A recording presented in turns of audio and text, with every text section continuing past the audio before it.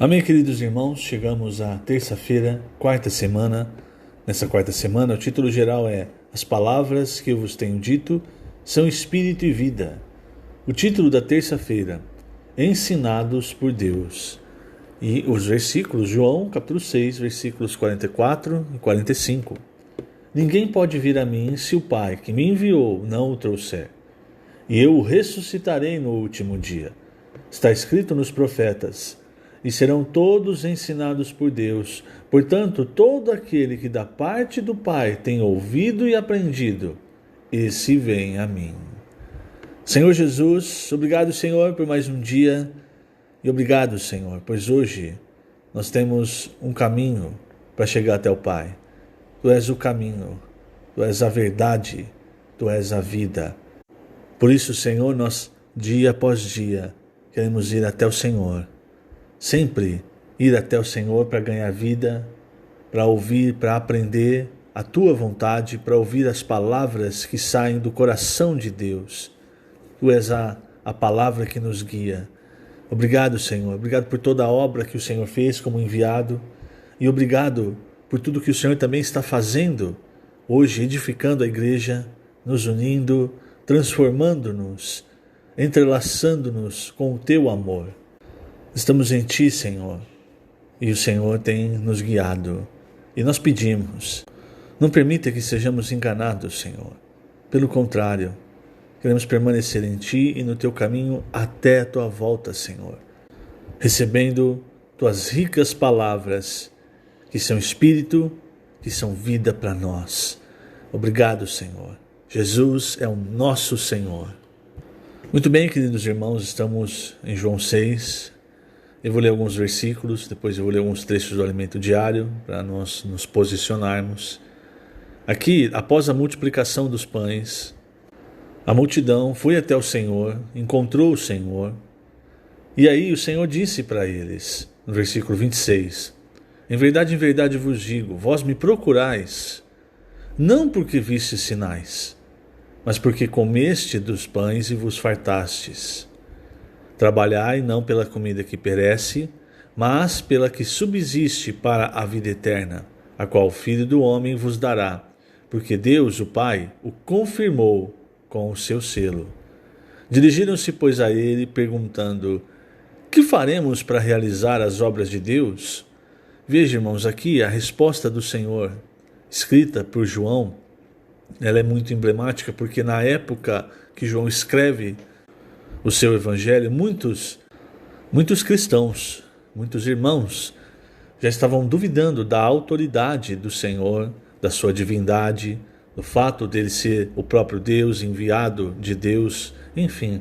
Então João escreve o seu evangelho também para mostrar que Jesus Cristo é o próprio Deus. E como enviado de Deus, ele veio à terra como Filho do Homem. E qual o objetivo? Ele veio do céu como o pão da vida, para que nós nos alimentemos dele, para que nós vivamos por meio dele. Então aqui nesse diálogo, eles perguntam para o Senhor: o que faremos para realizar as obras de Deus? E aí o Senhor responde: a obra de Deus é essa, que creiais naquele que por ele foi enviado. Então lhe disseram eles: que sinal fazes para que o vejamos e creiamos em ti? Quais são os teus feitos? Então sempre há essa dúvida. Qual é o sinal que mostra que você é enviado de Deus? Que você fala a palavra de Deus? Quais são os seus feitos? E eles ainda prosseguiram: nossos pais comeram maná no deserto, como está escrito, deu-lhes a comer pão do céu. E aí, irmãos, aqui o Senhor mostra que aquilo, na verdade, era um sinal. Ontem eu falei sobre o maná. E você percebe na descrição do maná, os princípios, aquilo que você precisava fazer com o maná. Hoje, irmãos, é a mesma coisa. Nós recebemos as riquezas de Deus. Nós recebemos o fluir do rio da vida, a palavra de Deus. O que nós precisamos fazer? Nós precisamos agora transmitir essa palavra, aquilo que nós recebemos, essas riquezas para as outras pessoas. Então, o Senhor disse: em verdade vos digo, não foi Moisés quem vos deu o pão do céu, O verdadeiro pão do céu é meu Pai quem vos dá, porque o pão de Deus é o que desce do céu e dá vida ao mundo. Então lhe disseram: Senhor, dá-nos sempre desse pão. Eles ainda não estavam entendendo. Eles ainda achavam que era algo terreno, que era algo físico. E aí o Senhor diz: eu sou o pão da vida. O que vem a mim jamais terá fome. O que crê em mim jamais terá sede.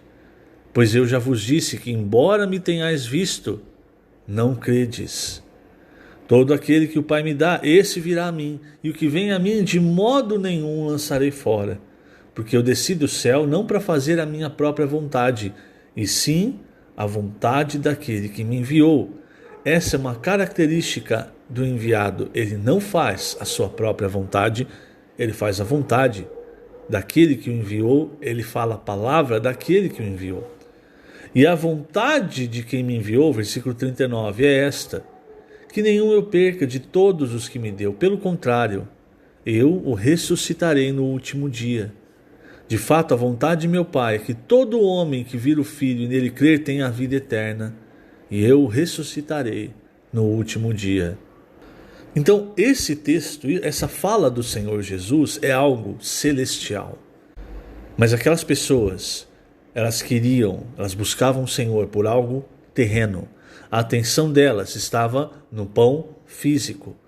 Então, quando o Senhor fala palavras celestiais para pessoas que só estão querendo ou estão trancadas na sua fé, pessoas que buscam sinais, pessoas que não exercitam a fé, não exercitam o Espírito, pessoas que têm segundas intenções, tudo isso, irmãos, quando o enviado de Deus fala a palavra de Deus, essas pessoas não conseguem receber, não conseguem crer.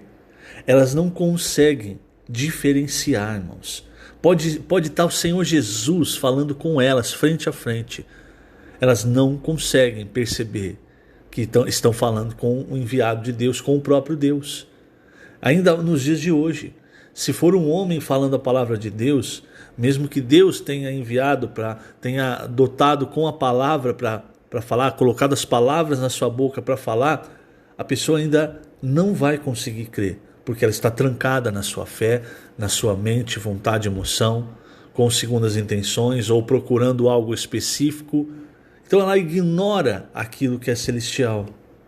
Ela não consegue absorver. E é o que acontece aqui. Versículo 41. Murmuravam, pois, dele os judeus, porque dissera: eu sou o pão que desceu do céu. É uma palavra celestial que vai tocar em todas as áreas da nossa vida. Mas eles estavam procurando apenas uma coisa: o pão físico para alimento. E essa palavra do Senhor contraria o desejo de busca pelo alimento físico, por sinais, seja lá o que for. Então o resultado é murmuração, incredulidade. E aí, versículo 42, e diziam: não é este Jesus, o filho de José? Acaso não lhe conhecemos o pai e a mãe? Como, pois, agora diz: desci do céu? Novamente, irmãos, a incredulidade, por quê? Porque não conseguem absorver aquilo que é celestial. A verdade, irmãos, é que nós precisamos pedir sempre muita misericórdia do Senhor, porque não é algo nosso, não é algo que você vai olhar e falar assim: olha, eu tenho uma alta capacidade de perceber as coisas celestiais. Não é assim, irmãos, não parte de você, tudo parte de Deus. É por isso que nós sempre precisamos ajoelharmos e pedir, agradecer ao Senhor, pedir misericórdia, para que os nossos olhos estejam de fato abertos, os nossos ouvidos estejam de fato abertos. Veja só, eu vou ler um trecho de Mateus e você vai entender bem o que eu quero dizer. Mateus capítulo 13, depois que o Senhor começou a falar por parábola, ele falou a palavra do semeador, os discípulos não tinham entendido. Eles andavam com o Senhor, mas eles não tinham entendido. Então eles perguntaram para o Senhor: por que o Senhor fala por parábolas? E aí o Senhor respondeu: porque a voz, olha só, irmãos, perceba isso, porque esse princípio atua até hoje. Porque a vós outros é dado conhecer os mistérios do reino dos céus, mas àqueles não lhes é isso concedido. Pois ao que tem se lhe dará e terá em abundância, mas ao que não tem até o que tem lhe será tirado. Essa palavra é falada para aquela parábola, naquela parábola dos talentos, onde o que tem 5 recebe a palavra do Senhor como um mandamento, como uma ordem, e logo sai para negociar os 5 talentos. O que tem 2, a mesma coisa, ele recebe a palavra e a palavra é uma ordem. E aí ele sai para negociar aqueles talentos. Mas o que tem 1, ele não recebe a palavra como uma ordem. Ele leva a palavra para a mente e ele pensa assim: bom, melhor é eu esconder esse talento do que arriscar. Eu vou esconder, vou enterrar, e aí quando o Senhor voltar, veja, irmãos, que essa pessoa não é que ela não crê no Senhor, é que ela não tem aquela palavra que foi dada como uma palavra de ordem. É como se fosse só um conselho. A palavra de Deus não é um conselho para nós. A palavra de Deus é uma ordem, um mandamento, irmãos. Então aquele de um talento, ele faz o que? Ele enterra. Quando o Senhor volta para prestar contas, aquele que tinha 5 e multiplicou, ele chama de servo bom e fiel. Foste fiel no pouco, sobre o muito te colocarei. A mesma coisa o de 2.